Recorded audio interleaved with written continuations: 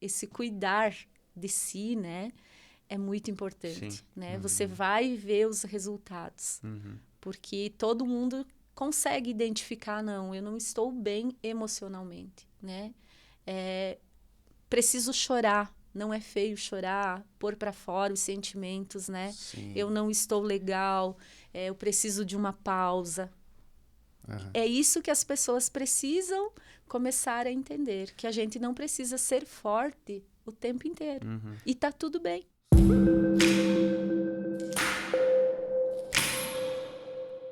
Olá, sejam todos bem-vindos. Estamos começando mais uma edição do Fala Mais, o nosso podcast semanal aqui da região oeste de Santa Catarina, recebendo as nossas personalidades do oeste para bater um papo com a gente, num oferecimento das lojas Quero Quero, da Cicobi Valcredsul, do Mercado Marini, da Solve Resultados Digitais, da Vinícola Maier e do Embutido Serrano. Então, essas 6 marcas que estão com a gente e Jonathan apresenta a nossa convidada. Pessoal, obrigado pela companhia. Fala Mais de hoje, novamente com uma convidada feminina, né? Uma moça. Aqui, abrilhantando a nossa mesa. Ela que vem lá de Vargião, é formada em pedagogia, tem mestrado em ciência da educação. A gente vai conversar com a secretária de educação de Vargião, a atual secretária, né? Que já é há muitos anos, a gente vai saber desde quando, como é que começou essa história, né? Dela na educação. Carmen Raimundi, muito obrigado pela presença. Seja bem-vinda ao Fala Mais. Tudo bem com vocês? É um privilégio estar aqui, né, mais uma vez, para compartilhar um pouquinho da história, né, dessa minha vida, dessa minha trajetória, enquanto educadora, enquanto mãe, enquanto também fiz parte já da política. Sim. Então, tudo isso vem somar, né, e agregar a pessoa, a mulher que eu me tornei e que eu sou hoje, né, com orgulho. Todas essas histórias dentro do município de Vargião.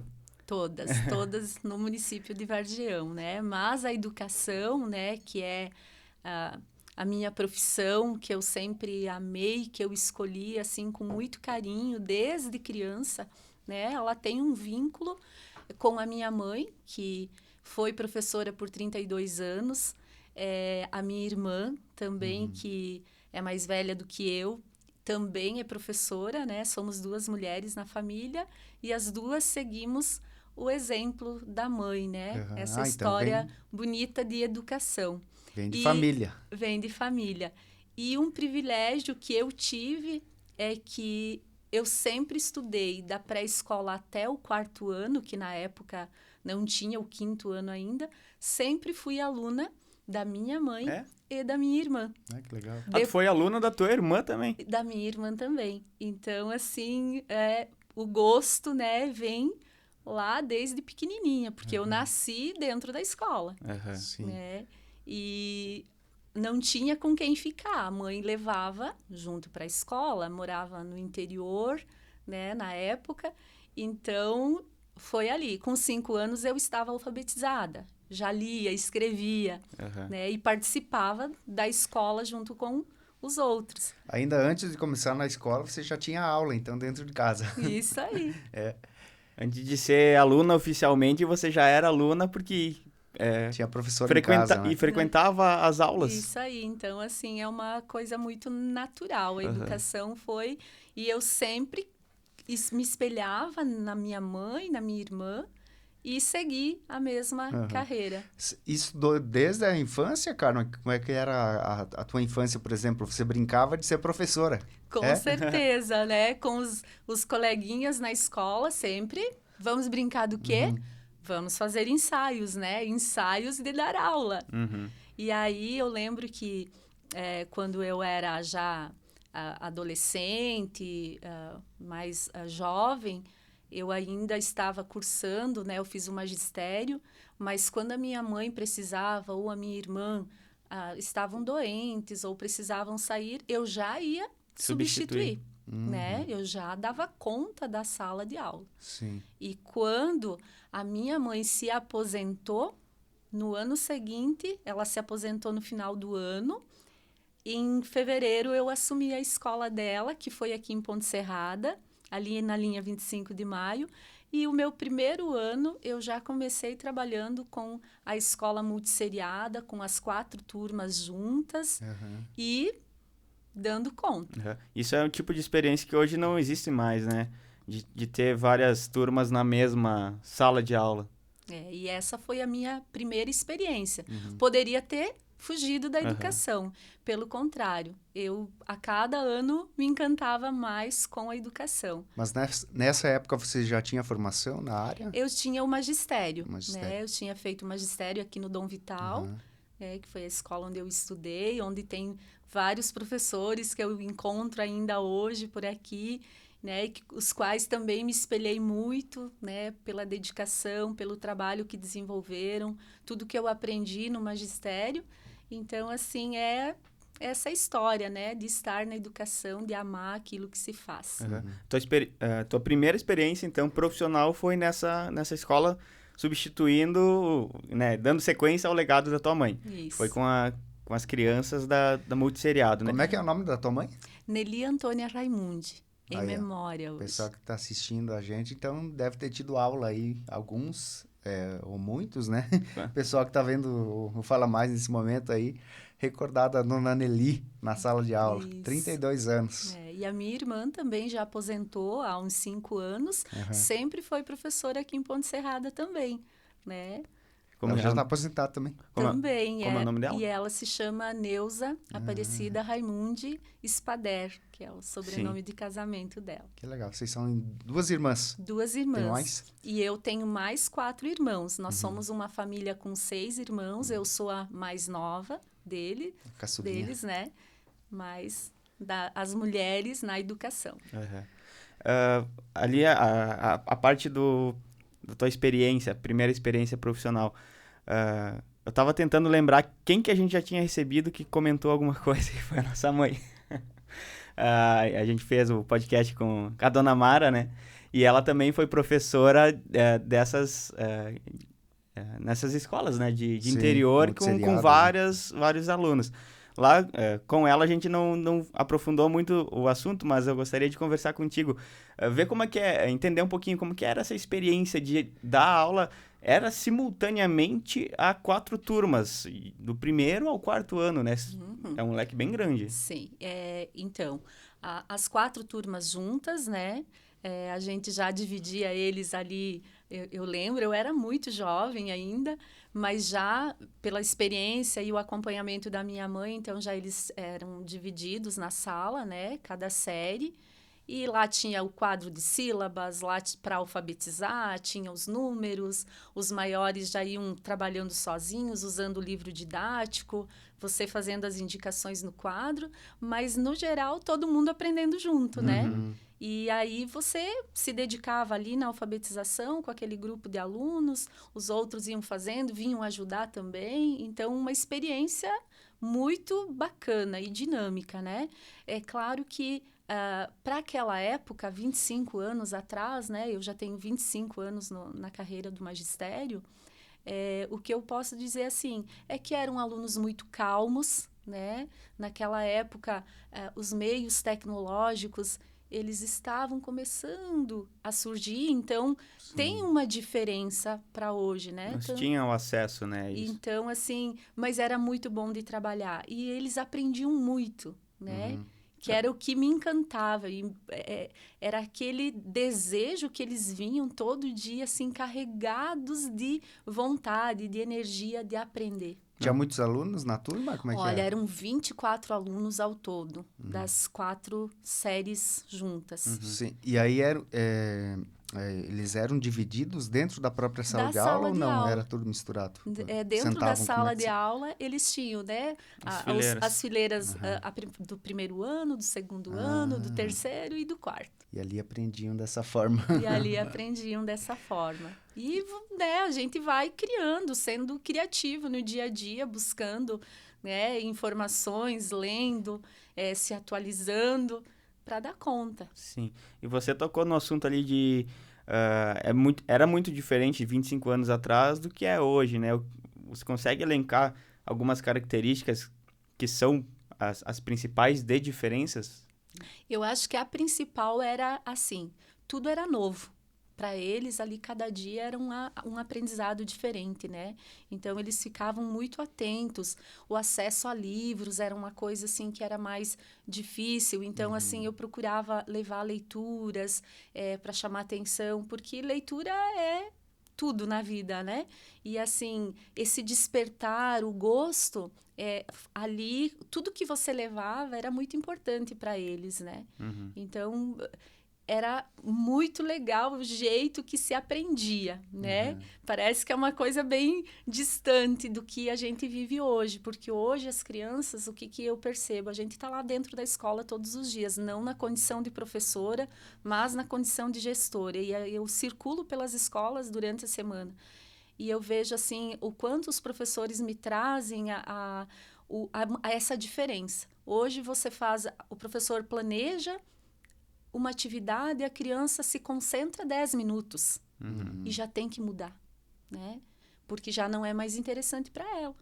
Então, assim, aí está uma grande diferença nesse decorrer da história, né? O ritmo que...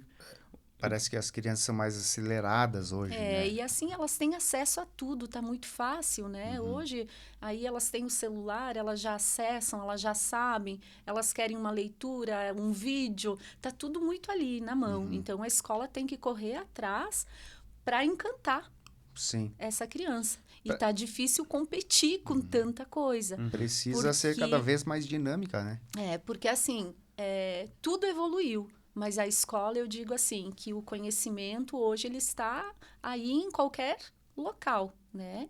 Então, assim, o que a gente faz lá é encantar essa criança para que ela compreenda esses conteúdos, né, científicos, que ela pesquise, que ela possa ir além, que ela consiga usar isso na sua vida prática, ser um cidadão no futuro com uma profissão, né? Que venha ajudar nessa comunidade aí, né? Porque lá, algumas décadas atrás, o professor, quando a criança ia para a escola, ele era um dos poucos momentos que a criança tinha de acesso à informação, né? Era do professor que vinha, era a fonte de informação. E hoje, com a tecnologia, com a facilidade, você tem informação vindo de todos os lados, né? Seja pelo celular, pela televisão, por tudo, né? Então, acho que quando a criança está dentro da sala de aula, eu não sei como é que são os processos ali, né? As formas didáticas de ensinar, de passar informação, mas talvez esse seja um dos desafios, né? De você conseguir prender a atenção da criança e até mesmo da criança respeitar o professor como uma autoridade, como uma, né?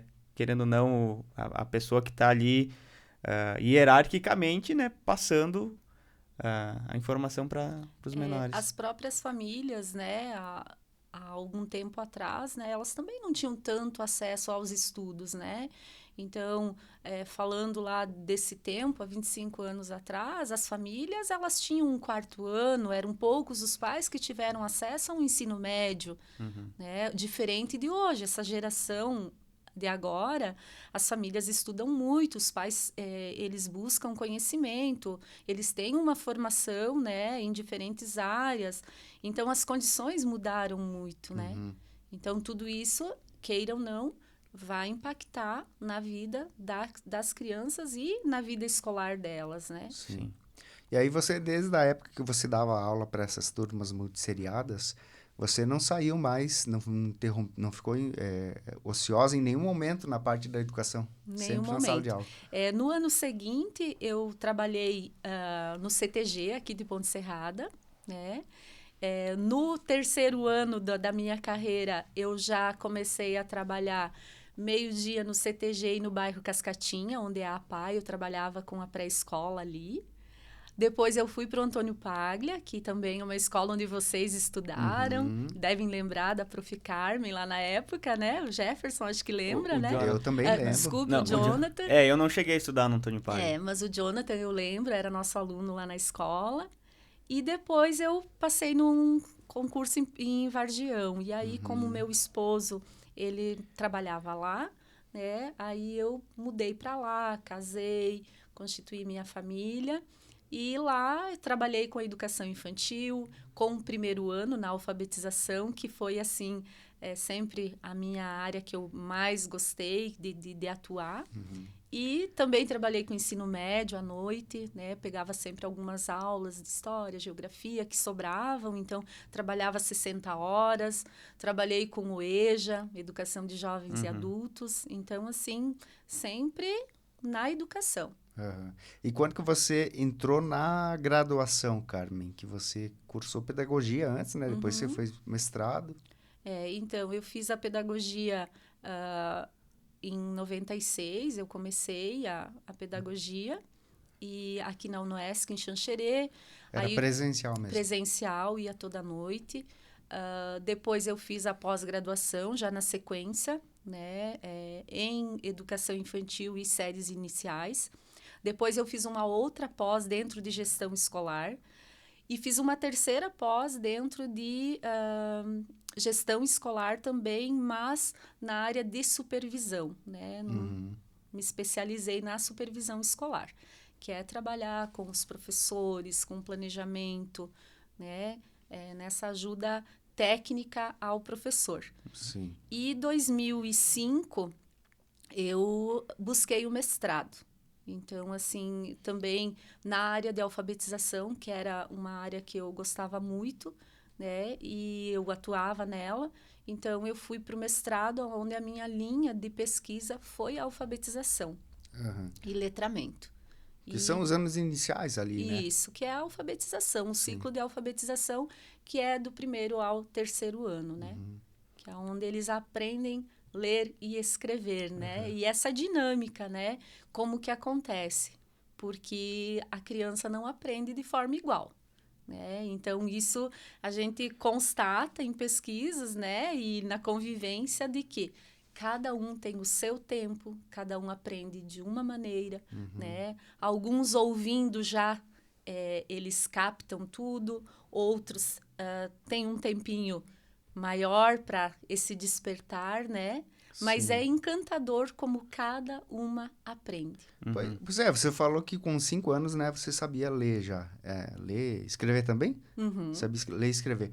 Esse processo para aprendizagem em si, você falou que há diferenciações porque ninguém aprende da mesma forma, né? Mas a escola, ela tem um método, né? Ela tem uma didática para ensinar. Como é que se trabalha isso na alfabetização, por exemplo, essa diversidade de formas de aprendizagem, sendo que a escola geralmente trabalha um método só? Ou eu estou errado? São vários métodos hoje não em dia. existe um método, né? Na época em que eu me alfabetizei, eu lembro exatamente que foi com o livro do Barquinho Amarelo. Sim. Né? Então, assim, ele tinha uma metodologia de ensino, que era o método fônico, era um estilo de... Hoje não, hoje são diversos métodos, não existe um método ideal. Existem métodos e práticas que dão certo. E o professor, na sua especialização e no seu dia a dia, ele vai descobrindo, esse daqui tem que ser o método fônico. Esse aqui não, esse eu já vou ter que ir para silabação, para o método global, né? Mas o que se fala hoje em conceitos de alfabetização é alfabetização e letramento, ou seja, não pode mais só se ler e escrever. Tem que ser dentro do uso social dessa escrita, né? Do letramento. Para que eu vou usar a escrita?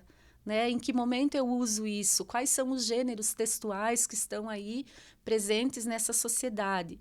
Então, como que eu vou escrever uma carta, um ofício, né? Esses gêneros textuais que antigamente não se falava, se queria ler e escrever. Tanto é que existem muitos analfabetos funcionais, né? Porque aprenderam a ler e escrever.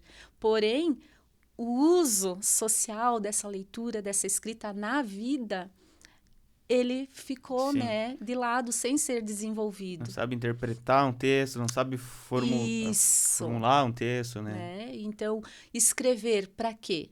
Para alguém ler, né? Sempre tem que ter este propósito.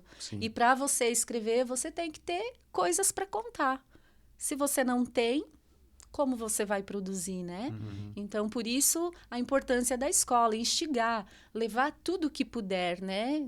Para essa criança, para alimentar ela, para que ela possa produzir, para que ela possa se expressar, né? E a alfabetização vai muito além, né? É essa oralidade, é esse desprendimento diante de uma situação, problema, de resolver. É muito mais. A alfabetização hoje ela tem, nossa, é gigante o leque da alfabetização, né? Porque tu não pode só ter o conhecimento para si, né? Tu tem que expor também ele, né? Envolver as pessoas, compartilhar. Né? E essa diferença que tu falou, seja da forma da criança aprender, no caso, a ler e escrever, né? Ser alfabetizado, tem a diferença do método, melhor para ela, e tem a diferença do tempo que ela vai aprender, seja do período, quanto da faixa etária que ela tá também. Acredito que tem, então, daqui a pouco uma criança ali que tá dentro de uma turma de primeiro ano, que é a turma que aprende a ler, né? Tem a criança que lá no comecinho do ano ela já vai estar dominando, e tem a outra que lá no final do ano letivo ela ainda não conseguiu alcançar, né? E são diversos fatores, né? São estágios diferentes, né? Isso, são diversos fatores que influenciam nisso. Um deles eu posso citar, que seria a data corte, né? Nós temos até 30 de março, né? É a data corte. Então, o que quer dizer isso? Crianças que completam 6 anos até 30 de março, elas já podem frequentar o primeiro ano, né? Outras que completam após, elas ficam ainda na pré-escola.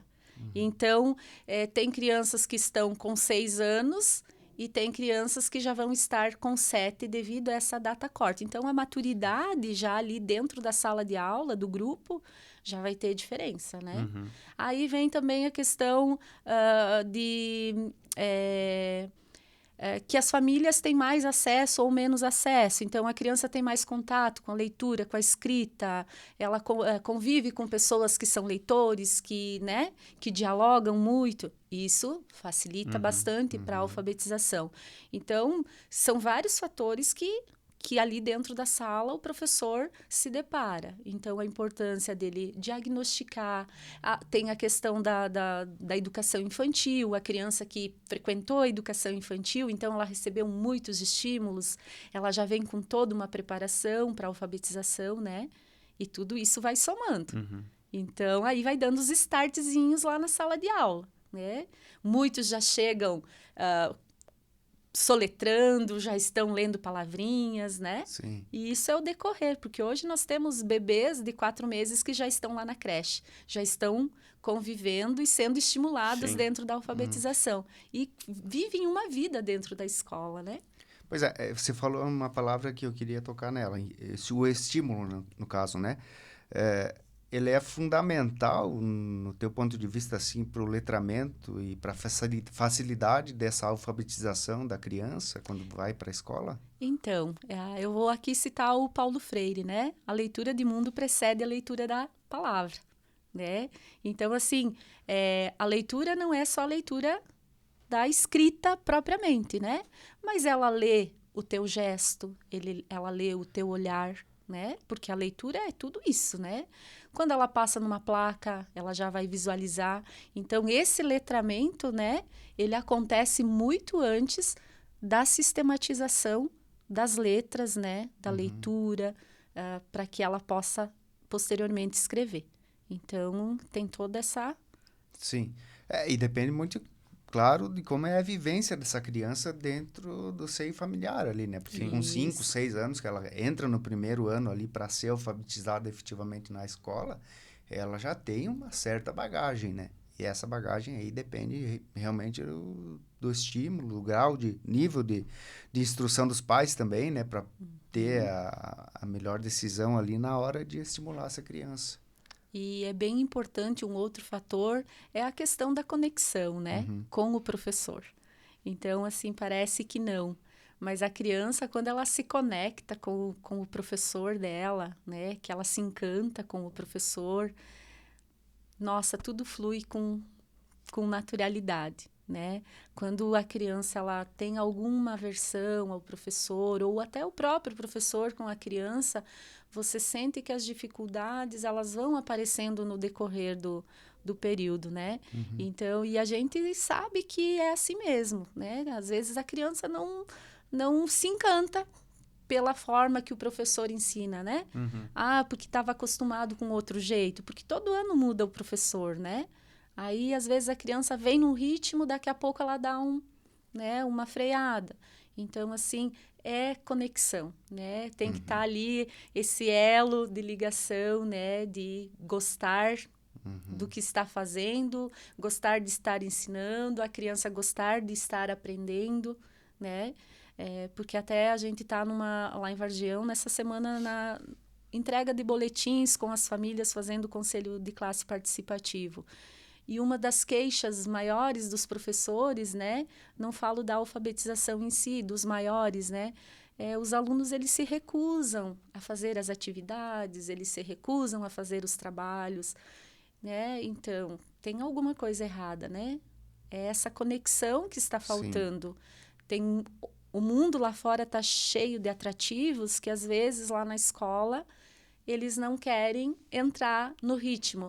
E a gente precisa buscar essa função da escola, né? Que é o ensinar, que é o aprender, né?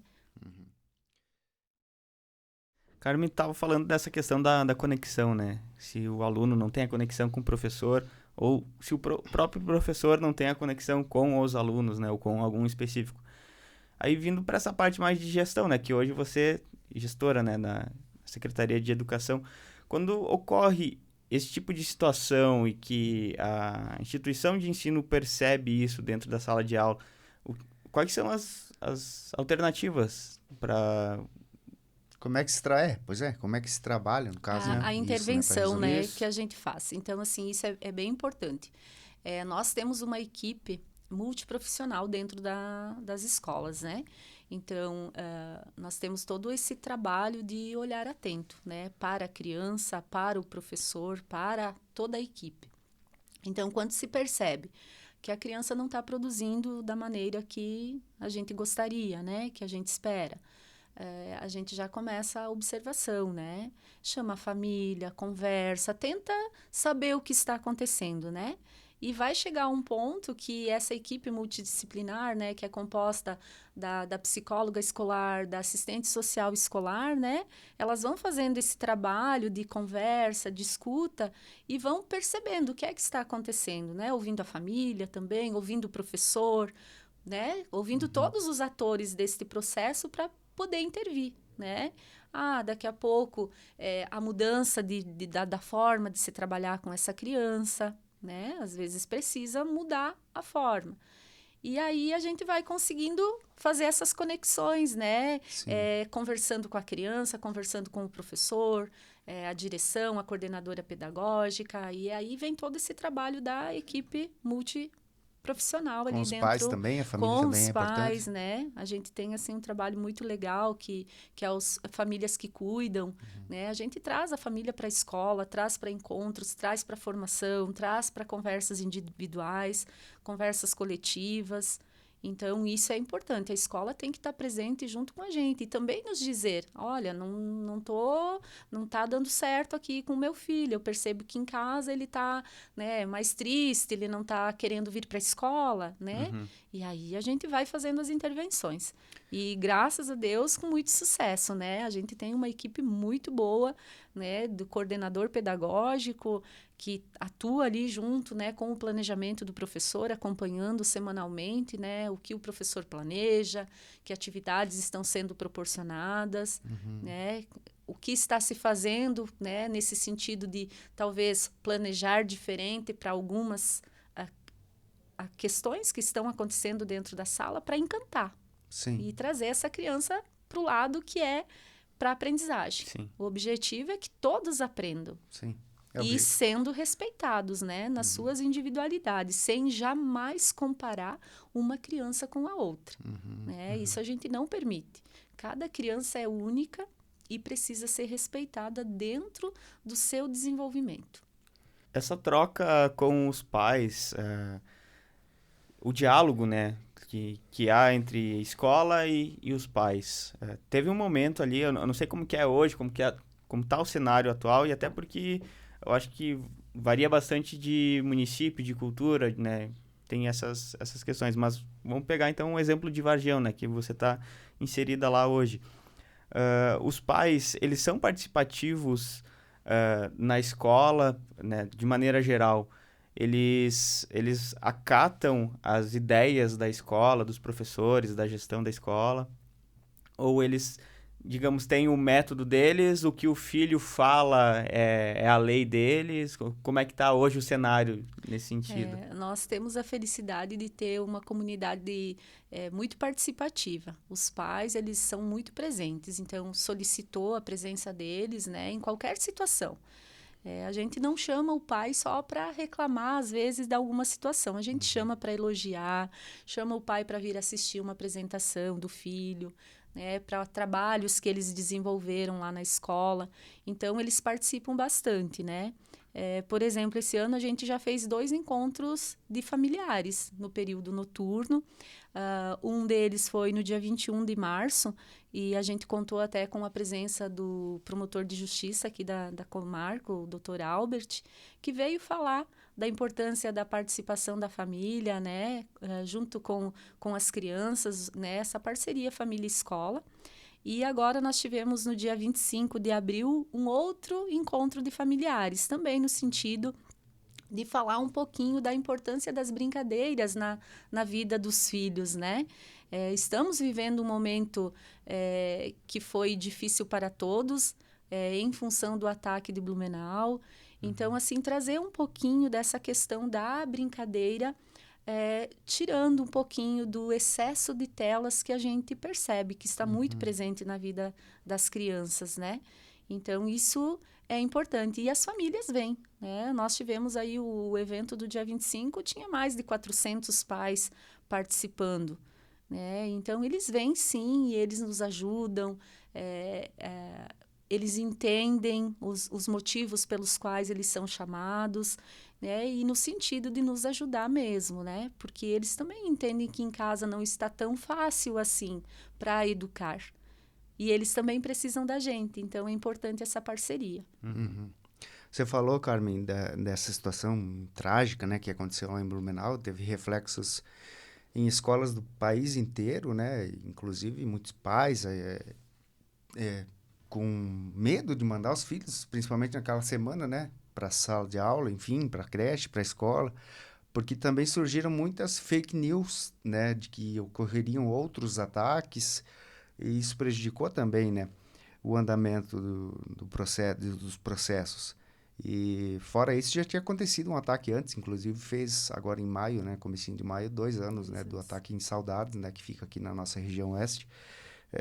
Mas assim, que tipo de consequências teve para as escolas lá do município de Vargião, por exemplo? Que tipo de ações que vocês tiveram que tomar de imediato, assim, para contornar algumas situações que aconteceram em decorrência da proporção que ganhou esse caso? Na verdade, a gente viveu dias bem difíceis ali naquela semana, na semana posterior, né? Porque, assim, eu também sou mãe e é difícil para a gente enquanto mãe, mas também enquanto gestora, né? A gente precisa entender que no poder público tem coisas que o curto prazo ele significa vários dias, né? Que a gente não consegue decidir de uma hora para outra, né? E a comunidade, sim, cobrou muito, né, pela segurança das crianças, dos nossos alunos. E várias medidas a gente já né, chamou as autoridades, fez uma reunião já ali no 2º, 3º dia depois do ataque, para conversar com as autoridades da comunidade para as medidas que iriam ser tomadas. Então, nós já temos as nossas escolas com vídeo monitoramento. Além disso, foram instaladas as câmaras em toda a cidade. Já estava um projeto, não foi por causa do Sim. acontecimento, mas elas já estavam instaladas, aí foi agilizado para ligar. Hoje estão todas funcionando, são 44 em toda a cidade. Então, assim, tudo monitorado. Estamos em licitação até dia 10, que vai ser depois de amanhã, a questão dos vigias, né? Porque também teve que licitar, então não é uma coisa que foi de imediato, Sim. né? Mas dia 10 sai a licitação para a contratação desses profissionais para todas as escolas. Tem os muros que a gente está aí também para agora já começar a mudar um pouquinho dessa estrutura, né? Aumentar os muros, colocar outro tipo de cerca, tudo melhorando para melhorar a segurança nas escolas, né? Mas a gente entende que isso é importante, mas não é suficiente, né? A gente está vivendo uma crise coletiva de saúde mental também na sociedade como um todo, né? E aí vem a questão da prevenção. Então, nós temos lá no nosso município, já desde 2021, um projeto socioemocional de cuidado, de olhar atento com as crianças, com os profissionais, né? Dentro da comunidade escolar, com as famílias. E a gente está focando muito nisso, na prevenção, né? Que é uma das coisas que a gente acredita que é possível para a gente ter pessoas, né, com mais equilíbrio na comunidade, né? E acreditar que nunca vai acontecer lá na nossa cidade, nem na cidade aqui de vocês, e que nunca mais acontecesse, né? Porque é muito triste isso. Sim. Né? São crianças, independente, né, do tamanho aí, qualquer pessoa, né? A gente sente muito quando são vítimas, né? De uma coisa, de uma tragédia tão... que não Brutal, tem nem né? palavras para Sim. mensurar, né? É um crime assim que não tem adjetivo, né, para você qualificar ele, né? Mas teve, por exemplo, a situação de os pais não mandarem os filhos para a escola lá, teve cancelamento de aula eventual? Não, nós não cancelamos a aula.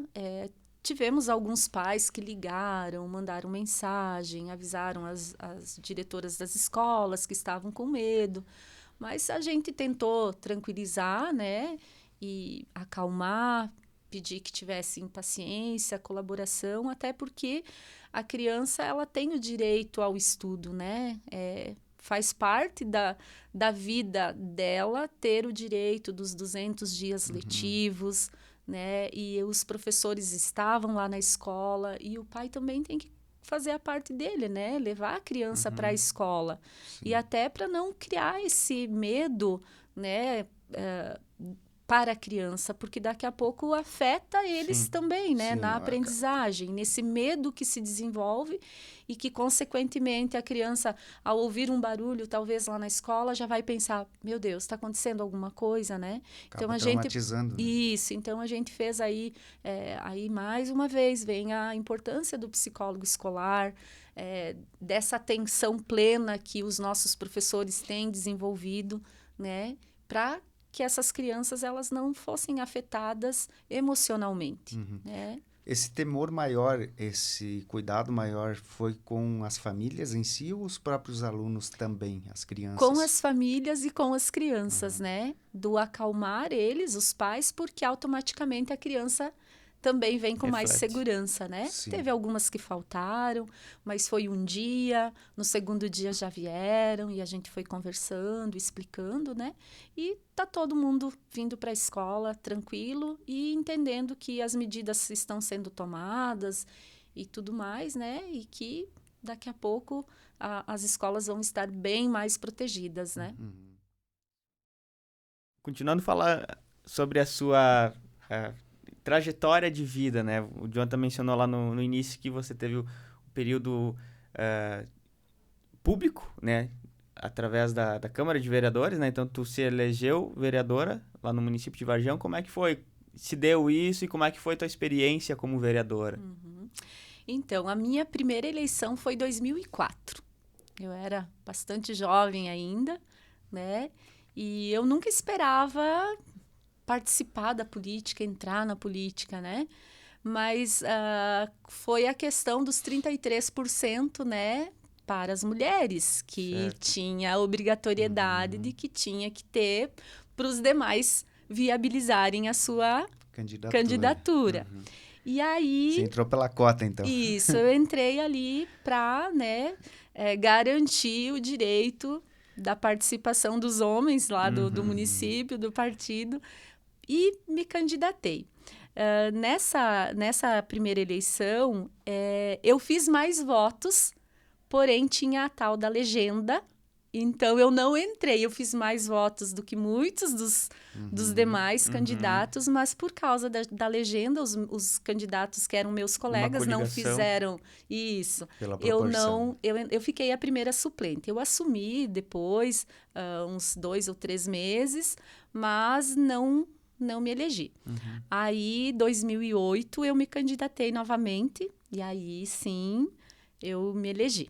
Aí foi o meu primeiro mandato, né, por conta e risco aí da carreira mesmo, Mas né? você já tinha tido a experiência na suplência mesmo, de ficar alguns meses na Câmara. Tinha...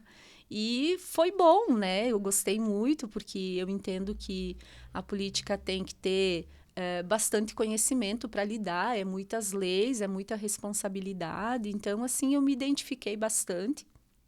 E tanto é que depois, em 2012, eu me candidatei novamente e entrei. Depois também, em 2016, me elegi pela terceira vez, né? Então, foram 4 Então, você se elegeu eleições, em 2008, né? 12 e 16. Foram 4 eleições que eu disputei. Só que 2016, quando eu me elegi, em 2017, eu fiquei 8 meses na Câmara de Vereadores como vereadora. E aí o prefeito me fez o convite para assumir a Secretaria de Educação. A princípio era para um período curto, né? Porque a secretária da época, ela havia engravidado e aí ela tinha a licença maternidade, né? Então, ele disse, vem, né, ajudar, já você é da educação, eu sou efetiva, né?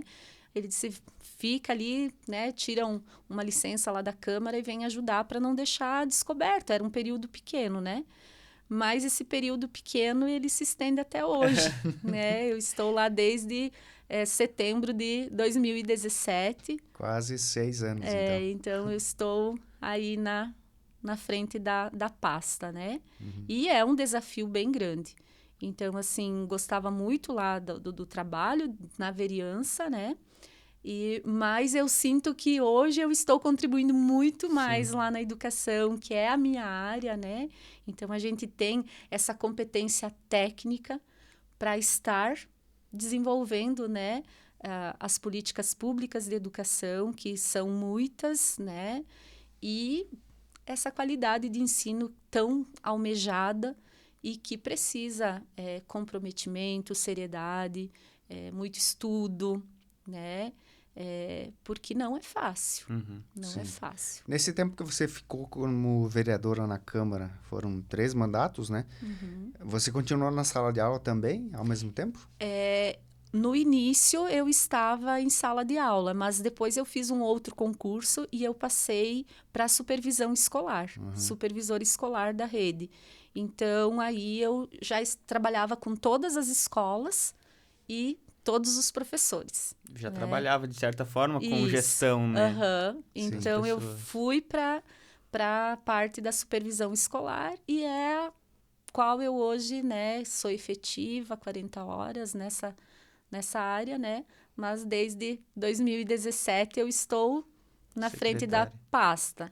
Mas sou passageira, né? A qualquer momento eu posso sair da Secretaria de Educação, eu retorno ao meu cargo de origem, né? Que é a supervisão escolar. Vou continuar na gestão, trabalhando nessa área. Voltando ainda especificamente sobre a parte da Câmara de Vereadores, né? Quando você entrou lá, você sabia que tipos de papéis iria desempenhar enquanto vereadora?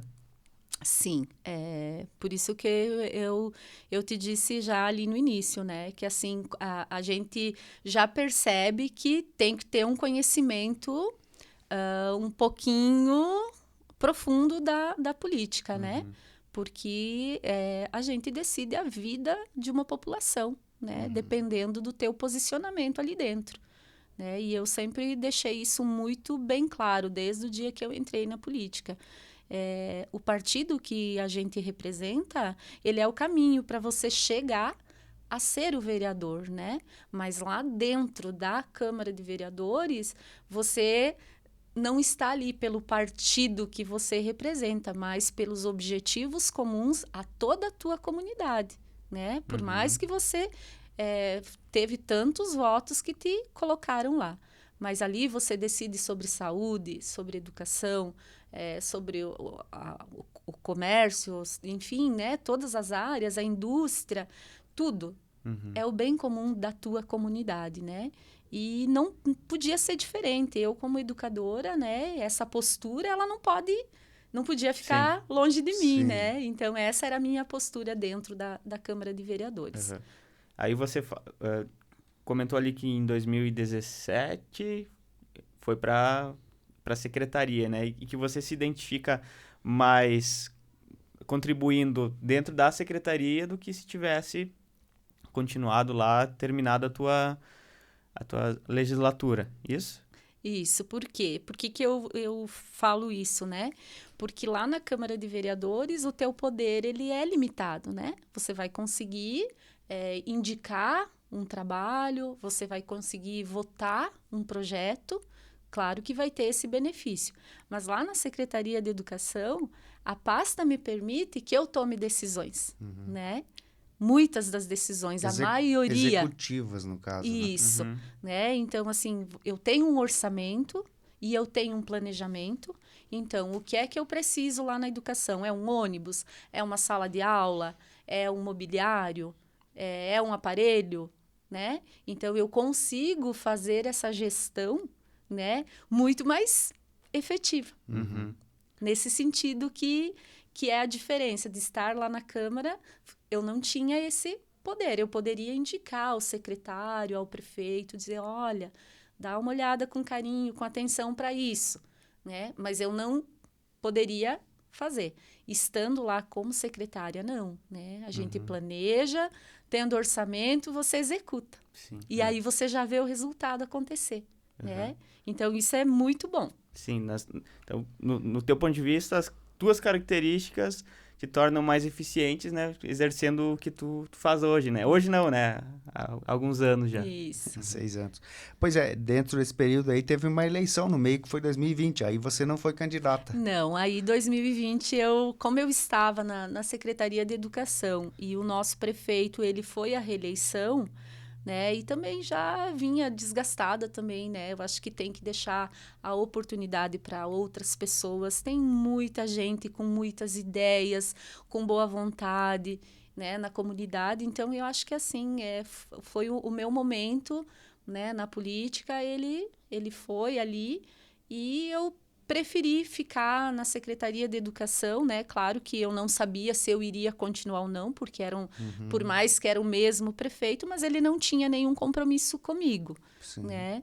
Mas a minha família, a gente decidiu, né, por não participar dessa eleição de 2020, né? Mas você tem vontade de voltar para a política? Olha, hoje eu não saberia te dizer, né? Porque, assim, a gente está sempre muito presente em tudo na comunidade, né?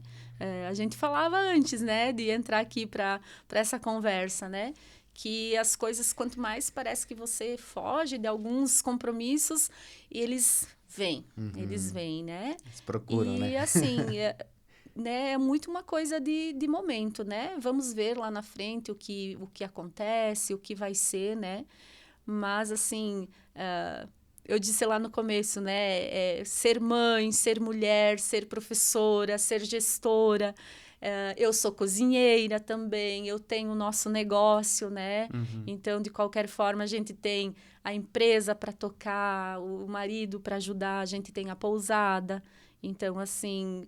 Nos momentos vagos e que eu estou lá por casa, né? A gente está sempre ali ajudando, fazendo o café da pousada, fazendo a janta lá da pousada, né? E é bom esse contato também, né? Com outras experiências. Então, assim, vamos deixar que o futuro diga o que vai ser, né? Eu acredito muito, assim, nas oportunidades, né? E eu sempre digo que o que eu puder contribuir com a comunidade, eu sempre vou estar aberta, disponível.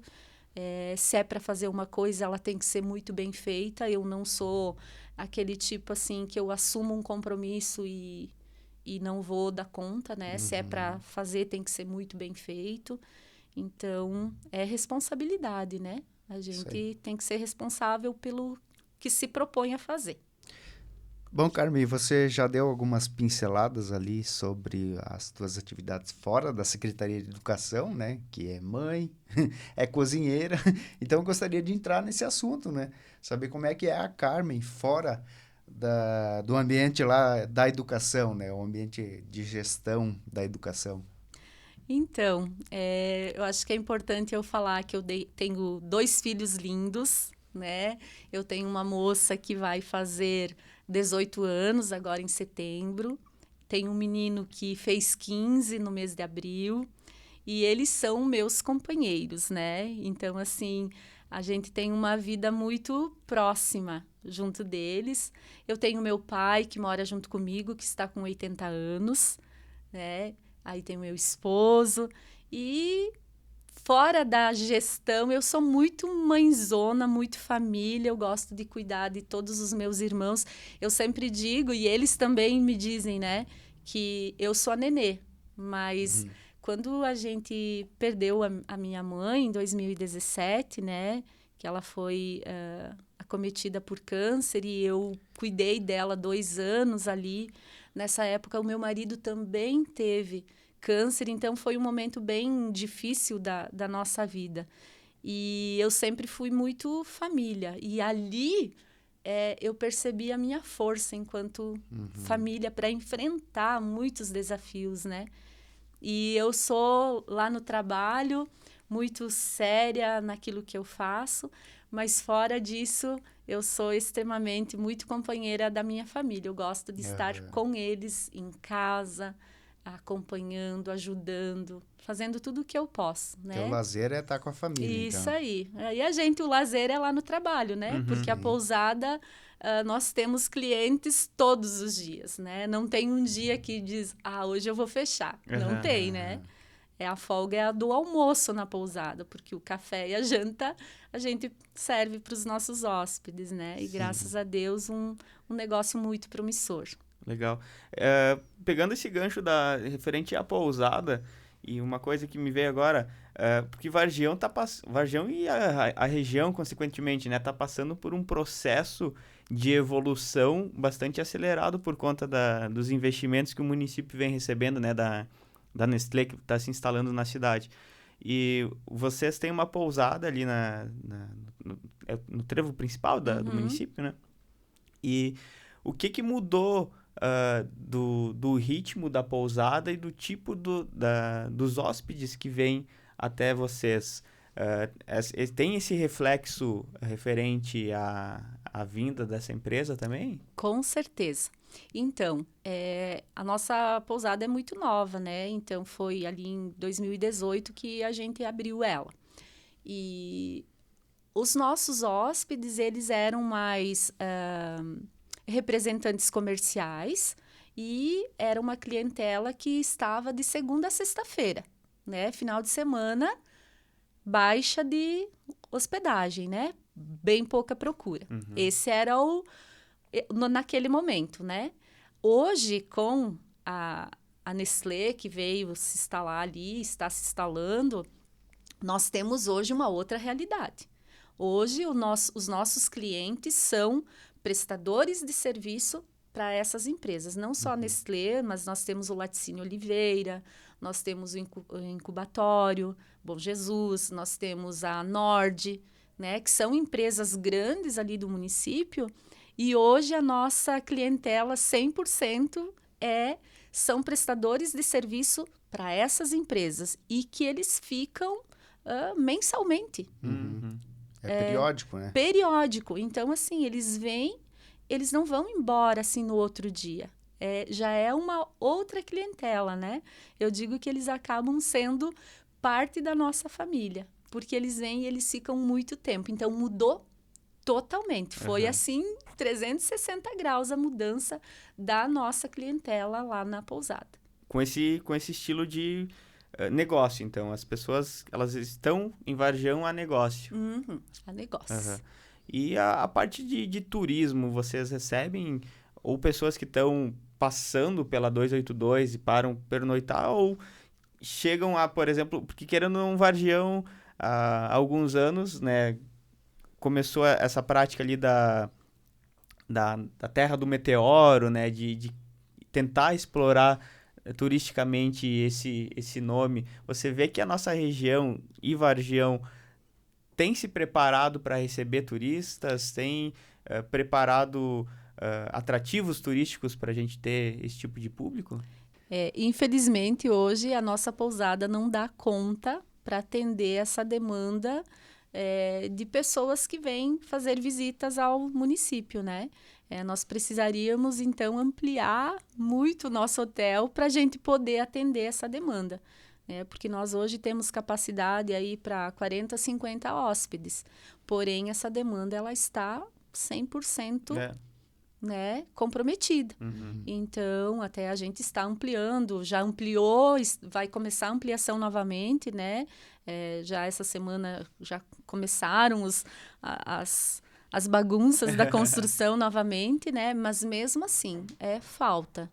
Precisa, né? Essa é uma área que precisa ser bem pensada no município, porque, assim, nós não estamos conseguindo atender a todos. Então, assim, às vezes as pessoas ligam com muita antecedência e a gente fica com pena, mas tem que dizer que não, né? Não tem reserva. Não tem reserva, infelizmente, né? Às vezes a gente consegue um quarto, no máximo 2, né? Mas, assim, bem, bem difícil, porque está sempre lotado. Sim. Você falou, Carmen, eu queria entrar num assunto que acredito ser delicado, né? Mas acho que vale a pena a gente tocar nele. A questão da tua mãe, ela foi acometida pelo câncer, né? Infelizmente acabou falecendo. Seu marido, você trouxe a informação também, né? E você também enfrentou a doença recentemente, né? Como é que foi esse processo? Como é que você descobriu? Como é que você lidou com isso? Em 2010, quando meu filho estava com 2 aninhos, prestes a fazer 2 aninhos, eu já tive um diagnóstico, né, naquela época. Mas eu fiz a intervenção cirúrgica local, né, e vida que seguiu, né? De lá para cá eu sempre fui acompanhando, foram aparecendo microcistos, foram aparecendo, mas eu sempre acompanhando e nunca tinha dado alteração, né?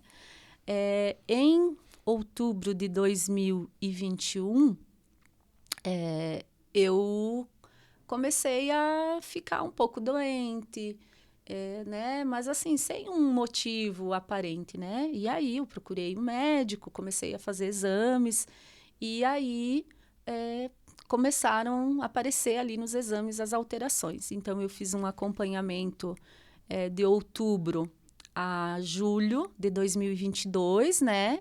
Para ver e fazendo acompanhamento nos exames para ver se essas alterações elas iriam continuar ou não. E, infelizmente, foram alterações significativas. Todo mês, ao fazer os exames, mais avançado estava ali os resultados, né? Então, chegou o mês de julho, né? Através desse acompanhamento, chegou o momento que o mastologista, então, na consulta, ele disse não. Nós estamos aí no nível 4 já, que é para uma malignidade, e da forma que o tecido mamário estava ali, né? Foi feita a biópsia e tudo mais. Ele disse, não tem o que a gente esperar. Agora é partir para uma cirurgia. E aí... Mas você estava fazendo tratamento já nesse momento? Eu estava fazendo um acompanhamento dos exames, né? Mas sem um tratamento específico, sem medicação, né? Sem nada. Tomava medicação, sim, para antibióticos, para ir pegando as infecções. Eu estava com alteração no sangue, várias coisas, mas em consequência disso, né? E aí chegou o momento que fiz a biópsia, então, né? Já tinha feito, repeti. E o mastologista, então, ele optou por uma retirada total, né? Bilateral. Então, eu tirei as 2 mamas em função do tanto que estava doente o tecido mamário, né? Não tinha como ficar, né? E aí eu fiz a cirurgia, foi encaminhado novamente para biópsia. E claro que, assim, eu acredito muito em Deus, né? E a gente busca sempre alternativas, né? De acreditar e ser forte. E quando veio o resultado, deu um resultado muito bom, que eu não precisei ir para o tratamento, que era o que mais me preocupava, né? Mas eu precisei tirar as 2 mamas, né? Sim, então você não precisou fazer a quimioterapia? Não precisei, né? Foi pego muito no início ali e graças a Deus, e acho que com a ajuda divina, né? Acho que ele ficou com um pouquinho de pena de mim, né? Portanto que eu estava sofrendo ali e foi um momento bem difícil, né? Porque não existe, a gente fica muito sensível, é muito complicado, né? Mas eu sempre fui forte. Eu sempre acredito que a resiliência é a minha maior característica. Então, legal. Isso foi em 2022. Isso, ano passado. Eu fiz a cirurgia no dia 12 de setembro. Sim. Né? Então, eu estou aí em acompanhamento por mais um bom tempo ainda, né? Mas estou bem, graças a Deus. E eu espero que esse pesadelo, ele não bata novamente na nossa porta, né? Porque parece que a gente diz assim, o raio não cai 2 vezes no mesmo lugar, né? Mas, infelizmente, eu tive a mãe, tive o marido e eu andei com o pezinho ali para, né? Graças a Deus, hoje a medicina é muito avançada, né? E eu tive a felicidade de pegar muito no início, novamente. Em 2010, você falou que descobriu alguns nódulos. Isso. Foi no seio também? Também. Naquela época? Foi também. E daí você foi fazendo acompanhamento desde sempre então? Acompanhamento. Por isso a importância da prevenção, né? Porque eu acredito que se eu não tivesse feito esse acompanhamento, daqui a pouco, quando fosse descobrir, já poderia ser muito tarde, né? Então, sempre o meu médico diz, nossa, as pessoas às vezes ficam relaxadas, né? Teve lá atrás, não dá mais importância. Deixa. Não, isso já passou, mas não. Eu sou prova de que desde 2010 eu vinha acompanhando e sempre alguma alteraçãozinha, mas nada tão significativo. Então, sempre acompanhando. Até que daqui a pouco deu uma alteração. E essa alteração foi pego muito no começo, no início ali. Pelo acompanhamento, né? Anual. Então, assim, é uma informação importante que eu deixo para as mulheres, sabe? Não fiquem relapsas consigo mesmo, tá? Vale a pena a gente cuidar da gente. Às vezes a gente cuida dos outros e esquece da gente.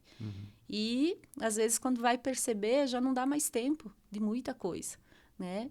E, assim, foi retirado tudo, é uma parte sensível da mulher? Mas eu penso que não me faz falta, né? Porque eu estou bem. Então, melhor do que tu deixar ali, daqui a pouco, aí, numa alteração, em um mês, você tá com uma malignidade aí que não tem mais volta, né? Então, mas estamos superando. Dos males, o menor, né? Estamos como superando. Diz o ditado. Mas o que nós podemos tocar no assunto aí? Eu posso contar para vocês, assim, acho que uma coisa bem importante, eu acho que para nossa região aqui, pela primeira vez, alguém aqui mais próximo aqui da comarca, que eu vou dizer Passos Maia, Ponte Serrada e Vargião, eu sou presidente do colegiado da AMAI, representando os 14 municípios, então, assim, uma responsabilidade muito grande, né, em frente a todos os gestores desses 14 municípios, então, assim, as decisões passam pela nossa mão, as ideias, a troca, o diálogo, né? Então, a gente que fomenta esse trabalho diante dos demais municípios, eu acho que isso é importante salientar, né? Sim. Que é uma coisa bacana. Acho que na história aqui é a primeira vez que nós tivemos a oportunidade aqui na nossa comarca, né? Então, isso é bem importante. É o Colegiado de Educação. Colegiado de Educação. E estamos aí na frente do Comitê de Segurança nas Escolas esse ano, né? Em função de estar presidente do colegiado, então a gente está a nível de região E de estado. organizando toda essa documentação, acompanhando o que cada município está fazendo, garantindo essas políticas públicas, né, de segurança. Esse comitê é da AMAI também? Da AMAI também, né? E eu acho que também mais uma coisa que é importante quantas vezes eu vim aqui falar do projeto Cuidando de Quem Cuida, né? Sim. É a nível de município. E hoje, esse projeto, ele está sendo adotado pela região da AMAI, né? Então, uma dos trabalhos, das propostas, enquanto região da AMAI, é a prevenção dentro da área socioemocional. Então, o projeto Cuidando de Quem Cuida, que é de Vargião, ele vai ganhar aí, né? Vai ser implementado nas outras cidades. A implementação, nós vamos replicar esse projeto nos demais municípios da AMAI. Então, acho que isso é bem importante. Legal. E eu fico muito feliz de poder contribuir, não só com a comunidade vargionense, mas com toda essa comunidade, né? Posso contar para vocês também que em 2013 eu escrevi um livro, que foi a minha tese de mestrado, né? O livro Alfabetização e Letramento, Novos Conceitos, que é na área de alfabetização. Trabalhei como formadora na área de alfabetização pela UFSC de 2011 a 2017. Então, assim, trabalhei com vários municípios de Santa Catarina com formação continuada, né? Que eu acho que é uma coisa que vocês também não sabiam, né? E dei muita palestra na área de alfabetização, levando o meu livro, contando as minhas experiências, né? E agora estamos aí numa segunda publicação de livro, mas vai demorar mais um pouco ainda, né? E ele é um livro conjunto que eu e a Priscila estamos fazendo, a Priscila Tobias, né? Sim. Que é a nossa psicóloga escolar lá do município, nessa questão socioemocional, né? O cuidar de pessoas. Então, trazendo esses relatos do nosso projeto de prevenção lá no município. Então, estamos aí na produção. Logo mais, daqui uns meses, aí eu acredito que esteja pronto, porque a gente tem muita tarefa, não consegue se dedicar só a isso, né? Mas é importante, né? Continuamos sempre muito envolvidas com muita coisa. Legal. E com certeza vão estar no Oeste Mais, né? Para trazer essa novidade do lançamento do livro. Já ficam convidadas aí. Com certeza. E a gente vem com muito prazer, né? Ô, Carmen, você falou dessa expansão do projeto Cuidando de Quem Cuida, que inclusive é um projeto que foi premiado, né? Vocês receberam algumas premiações, porque ele foi implantado ali na época da pandemia, em 2020, né? E agora será implantado nos municípios da AMAI. É a primeira vez que ele vai sair de Vargião para acontecer em outros municípios, outras cidades? Sim. Sempre as nossas experiências que a gente contou foi por convites, né, de apresentar práticas de sucesso na educação, né, na época da pandemia. Então, em 2021, a gente criou esse projeto de cuidado socioemocional lá no município, cuidando dos gestores, das equipes técnicas, dos professores, e depois expandiu para crianças e familiares, né? Mas, naquele momento, era uma crise coletiva da pandemia, né? Quando a gente pensou nesse cuidado socioemocional devido ao isolamento, né? As pessoas, elas viveram um momento inusitado na vida. Todo mundo sentiu e sofreu isso na pele. E participamos de vários eventos, fomos na Assembleia Legislativa, a FECAM convidou nós também para apresentar esse trabalho. fomos a Brasília, no INEP, apresentamos para o MEC, para a diretora do MEC. Então, foram várias apresentações, mas sempre no sentido de ser um case de sucesso na área socioemocional. E jamais a gente imaginou que agora, em função desse acontecimento aí da violência nas escolas, a gente seria chamado para replicar o projeto, porque as pessoas ouviram falar dele, né? Então, e a gente continuou na prevenção. Então, a gente aplicou em 2021, continuou em 2022 e em 2023 a gente continua fazendo lá na prática no município, né? Esse trabalho de prevenção. E agora, com essa crise coletiva agora na área emocional, né? Que é um dos fatores que estão aí na sociedade como um todo, então ele vai, a AMAI está fazendo esse trabalho para replicar o projeto nos demais municípios como uma prática de prevenção da saúde emocional, né? Sim. Desse cuidado. Vai virar uma política regional, no caso. Isso. Para os municípios da AMAI, né? São Da 14 AMAI. municípios, né? Vargião é um deles. E como é que vai funcionar, Carmen? Está sendo construída ainda a metodologia para implementação nos demais municípios? Vai ter que seguir os mesmos trâmites para todos, né? Então, já tiveram várias reuniões, né, nesse sentido, até temos outra na sexta-feira agora, para ainda alguns detalhes, mas ela precisa se tornar uma política pública regional, porque, assim, essa questão socioemocional, ela está muito latente, né? E ela tem que passar o trabalho dos gestores, ela tem que perpassar. Então, daqui a pouco, a Carmen não é mais a secretária de educação, o prefeito não vai mais ser aquele prefeito, não só lá de Vargião, mas nos demais municípios. Sim. E isso precisa ter continuidade. Ter continuidade. Então, uma das coisas que a AMAI tem pensado é fazer essa política pública através de uma lei, né, para que continue. E aí, o replicar nos municípios estão sendo pensadas as equipes que irão fazer acontecer lá no município, né? Cada município dentro da sua realidade, com os profissionais que tem, porque nós, o que a gente usou de físico para trabalhar esse projeto? As pessoas que estão lá trabalhando dentro da rede pública de saúde, né? Sim. Então, não tivemos um gasto, uma contratação. Foram pessoas lá do município que fizeram as práticas de prevenção, né, na saúde mental. Então, é isso que a gente precisa diagnosticar em cada cidade, né, através da AMAI, que vai estar fazendo isso, para aí ter os replicadores lá naquela comunidade. Sim. Né? Existe um modelo. Isso, né? O modelo vai ser o nosso. Sim. Aí a forma, cada município vai adaptar de acordo com os seus profissionais e sua realidade. Exato, da mesma forma que o próprio modelo de vocês sofre mutação tempo em tempo, né? Iniciou lá atrás por conta da pandemia, agora já teve as modificações, né? As adequações por conta dessa questão da violência nas escolas, né? E tivemos também já a visita da AM Noroeste, que também é uma região aqui de São Lourenço do Oeste, ali os municípios daquela região.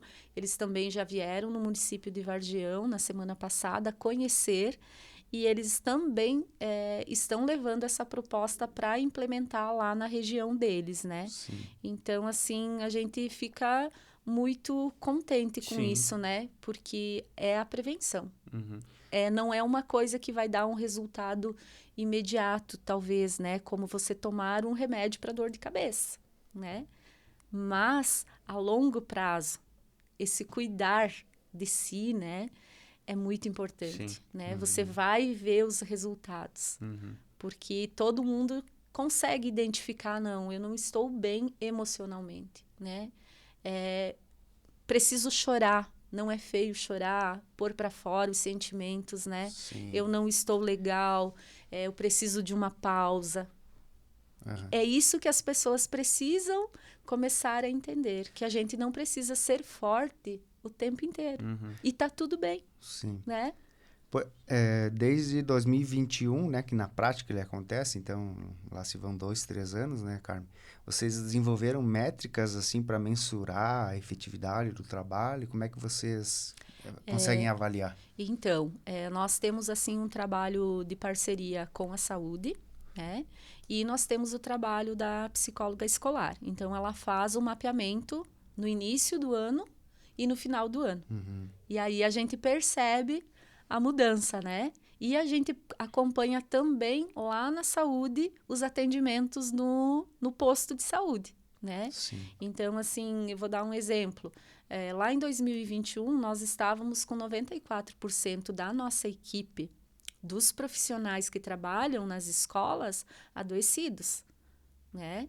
Com sintomas de ansiedade, tomando ansiolíticos, com distúrbio do sono, com sobrepeso, enfim, diversas mudanças na vida, né? E depois, no final do ano, quando foi feito novamente o mesmo questionário com, né, o acompanhamento, a gente percebeu ali já uma melhora de mais de 50%, né? Praticando yoga, meditação, auriculoterapia, escutas. Tudo né? isso oferecido pelo projeto. Isso aí. Então, assim, é esse resultado que a gente quer, né?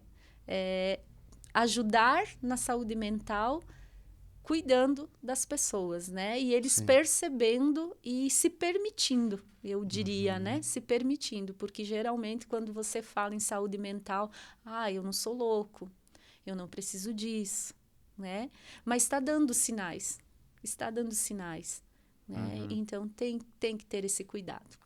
E é um projeto que ele abrange toda a comunidade de forma geral, né? Porque não são só as crianças, os profissionais das escolas, ele é extensivo para as famílias também, né? Sim, porque nós temos esse atendimento pelo posto de saúde, né? Então, esse profissional da auriculoterapia, da yoga, o nutricionista, eles estão lá no posto de saúde. Então, qualquer pessoa da comunidade, idoso, jovem, adulto, criança, ele tem esse acesso. É só procurar a unidade de saúde, né?